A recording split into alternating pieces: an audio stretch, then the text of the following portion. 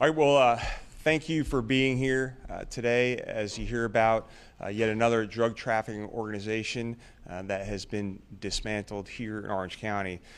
So as you know, our agency works very hard to take down these drug trafficking organizations that are just infusing deadly drugs into our community. So nothing makes me happier than when we look at these posters and know that our partners at the Attorney General's Office of Statewide Prosecution is going to prosecute these individuals to the fullest extent of the law.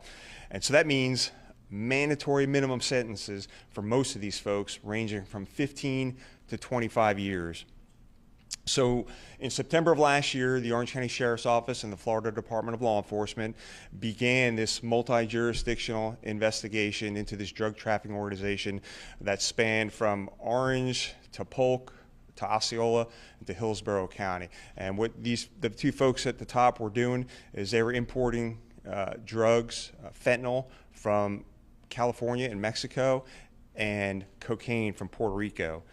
So this drug trafficking organization is responsible for importing pounds and pounds of fentanyl and cocaine into our community. And so our narcotics agents worked extremely hard to identify this organization and take them down and make many arrests. So in total, 19 people are charged with trafficking in fentanyl, trafficking in cocaine, also conspiracy to traffic in fentanyl and cocaine. And those charges, again, have mandatory minimum sentences ranging from 15 to 25 years. So they're not going to be around in our community anytime soon. So in all, 6 pounds of fentanyl and 4 pounds of cocaine were seized in this operation. That's a street value of over $1.5 million. So we recovered 9 firearms, and 1 of which was stolen, and $50,000 in cash. So this was a collaborative effort between the Orange County Sheriff's Office, the Florida Department of Law Enforcement, and the statewide prosecutors at the Attorney General's Office. And so you'll hear more about this from others, but this investigative work was made possible through the SAFE program, and that's State Assistance for Fentanyl Eradication. And so that program provides funding and resources, technical support for these investigations. So as you can imagine, drug dealers don't work 9 to 5. They work all hours of the night and weekends. They go to different communities, different counties. They're constantly getting rid of their phones and their cars.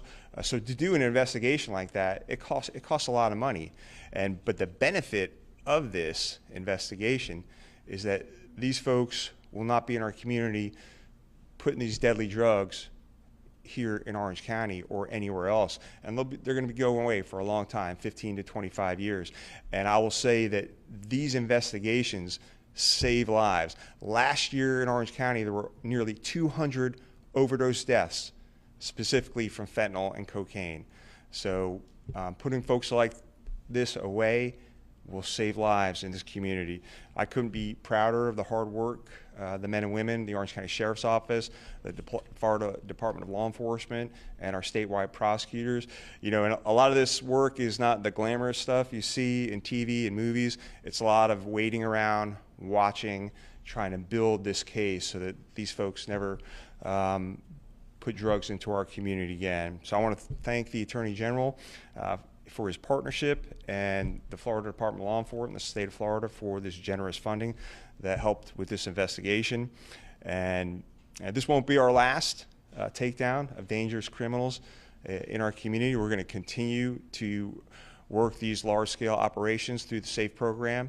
And again, if you're dealing drugs here in Orange County or anywhere in the state of Florida, you're going to go away for a long, long time. So now I'll turn it over to the Attorney General, James Uthmeier.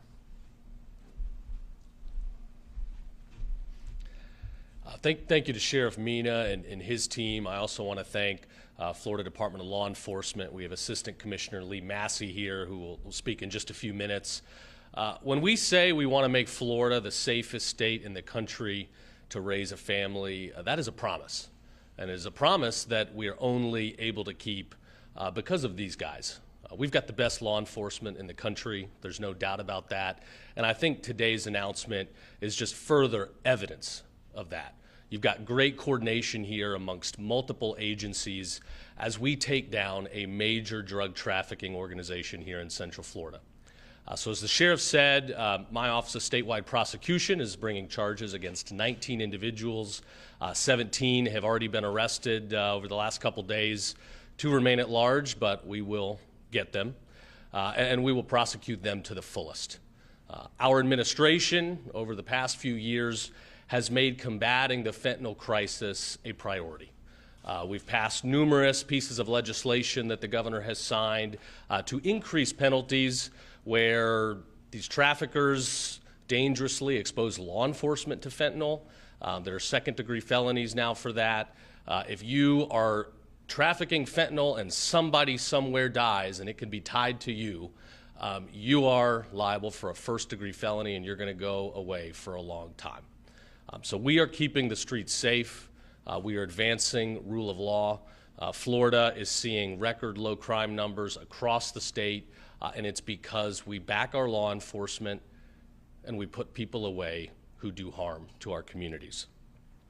So 19 arrests, you had 10 pounds here of fentanyl and cocaine, 6 pounds of fentanyl, which is enough to kill 1.3 million people. That's what's on the streets right now. And every single day, my office, and I know these guys are hearing the same stories of families losing loved ones to fentanyl. Fentanyl is the most dangerous illicit drug we've ever seen.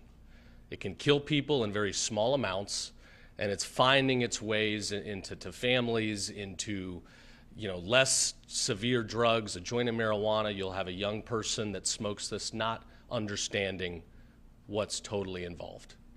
So we take this seriously. We're going to continue to throw every resource and tool we have at combating the fentanyl crisis. Most of these drugs were traced to Mexico and California. This has largely been an open border problem. It is a new form of warfare where our adversaries are impacting our communities by bringing fentanyl in through Central and South America and ultimately making its way into every home in the country. We're going to stand strong, we're going to fight back, and we're going to ensure we have rule of law. The SAFE program that the sheriff mentioned has been a tremendous success. We hope to continue it. I know our legislature's having a little bit of a roadblock on the budget right now, but I very much hope when they iron everything out, which they will do, that the SAFE program continues to see good funding. Because today, this announcement would not have happened but for that grant program.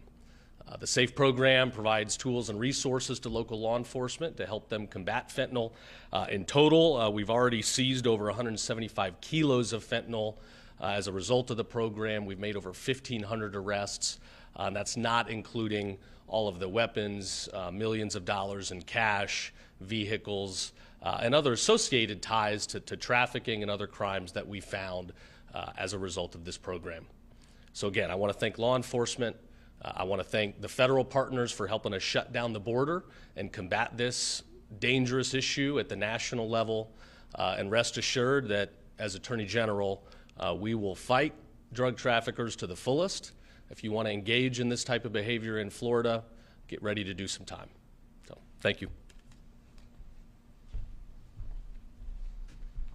Good morning. My name is Lee Massey, M-A-S-S-I-E. I'm one of the assistant commissioners with FDLE, and I'm honored and humbled to stand with the sheriff and the general and speak about an incredible case that was actually accomplished by the amazing work and effort of the men and women of the Orange County Sheriff's Office, the men and women of the Florida Department of Law Enforcement, and the state attorney's general's investigative task force or prosecutors. A lot of their commitment allowed orders to be signed expeditiously and provide the ability for the investigators to get the job done. So I'm going to speak a little bit to the SAFE itself, the program.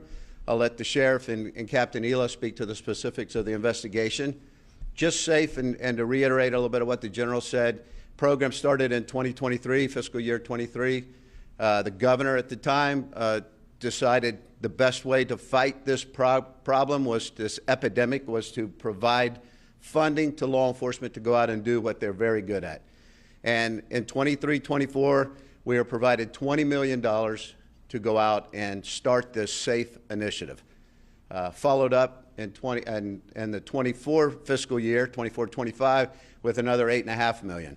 I will tell you, to date, we have spent in excess of $22 million of the $28 million we've been provided, and we plan on spending more in the year to come to continue to eradicate this poison from our streets. I cannot thank the Governor DeSantis, the state legislators enough for passing this initiative, providing this funding, and allowing these cops to go out and do the fantastic work that they do. And ultimately, we can talk about numbers, we can talk about dollars, we can talk about anything you want to speak to, but at the end of the day, what we're talking about is saving lives. And when you're saving lives, you're doing exactly what we all got in this business for. Protect and serve is exactly that. We are saving lives. The support of the leadership standing behind me, Captain Ela and his team, it's just an incredible thing that the state of Florida has done. And I would put this program up against any program in the country to say this is absolutely, based on results, one of the most effective investigative initiatives I've ever seen. I've been in this business over 40 years. I spent a lot of time in the narcotics industry, field, investigative. It's phenomenal, and the stats speak for themselves. So, again, I want to thank leadership. We sometimes have a tendency to point fingers and blame the leadership for preventing us from doing certain things. This is not the case. This was an amazing, amazing decision made by leaders of this state to provide this funding, to have a general that says, you go get them and we'll prosecute them and we won't have to deal with them again. 25 years is a long time. I can promise you that the next time these guys go to jail, I will not be standing at this podium speaking to that case. So that's a nice thing to know. Again, I want to thank the Orange County Sheriff's Office and tell you how humbled I am to have had FDLE work side by side with these men and women. It was an amazing, very complex and complicated job for a year. This case, to show you the value of fentanyl, was $1 million. I don't know if the sheriff would be willing to say, I'm going to take $1 million out of my budget to work an investigation, but this is the only way we're going to cut the head off the snake. So kudos to the investigators, kudos to the sheriff for taking the word of the captain to say this is valuable and allowing us to come and work as partners, and thanks to the general for prosecuting the case. So job well done, gentlemen. Thank you. All right, well, thanks, Lee. Again, just an amazing investigation with 19 people that are going to be going away for a long time. And like as was said, it bears repeating, these investigations will save lives here in this community and abroad. So we're happy to answer any questions about the investigation, and I'll have Captain Ela come up as well. Sure. Do any of these suspects face potential action from ICE or even here in the state legally? Yeah, at least one of them. You want to speak to that? None of them, we believe, are here illegally right now. There is one individual that's still pending in this investigation that may be here on some type of a visa, and we're tracking that down. Can you speak more to the investigative methods you guys use to track down these suspects? Was it controlled by, surveillance? Just what led to these 17 and 19 off the streets? Everything that you mentioned and then some. So yes, undercover buys, a lot of surveillance, a lot of technical support, a lot of hours. This investigation was about 75 days. 7 days a week, 14 to 16 hours a day for the duration. So a lot of staffing hours, a lot of hard work, and everything that we could throw at it with the assistance of the Florida Department of Law Enforcement. They kicked in resources, they kicked in staffing, they kicked in technical skill sets and equipment, good collaborative effort, and everything we could throw at it. There's a lot, unfortunately, a lot of people dealing drugs on the streets of Florida. What made these guys a priority? Well, you know, when we received tip information about this group, we vet it. We receive a lot of information from, you know, people within our community about all kinds of illegal activity, and drugs are certainly not unique to that. When we started looking into this, although they transcend Orange County, it became clear that the bulk of their work was within our jurisdiction. The sheriff mentioned some other jurisdictions that they did operate within, but I would venture to say probably 90% of their dealing was within our borders. So what made this near and dear to us at the sheriff's office is that this is directly impacting our citizens and the people that we're here to protect. Sure. Yeah, I see you got 9 firearms recovered. You said one of them was stolen. Were any of the others perhaps linked to any other crimes that you're aware of? So anytime we recover firearms, they're run through the NIBIN system, the Ballistics Information Network, and so we'll be able to see if those guns are tied to any other case here in Central Florida or really, the state of Florida. Any of these particular individuals have, or any of these individuals have a particular history with your office that you're aware of this stuff? You want to answer that, Dina? Yeah, several of them do have criminal histories. Some of the histories are significant. There's some attempted murders and some aggravated crimes with firearms and stuff like that. So, yeah, there is criminal history for some of them. I can't speak individually to who has it, but I was aware of that throughout the investigation. Question for Attorney General Uthmeier. This is related to the whole federal issue. We have a mother here locally, Gage Taylor, lost her son to an overdose. She lobbied hard for the lawmakers to vote besides now to pass Gage's law. She recently contacted our station, watched too, because there's another bill headed to the governor's desk, Senate Bill 68, that had one line in there that basically changed it to say if the results are positive for fentanyl, the hospital may, not must, perform that second test. She is very concerned about this language. Are you aware about this? You know if the governor plans to sign that second bill? Or you talk more generally about the importance of the fentanyl testing in the hospitals?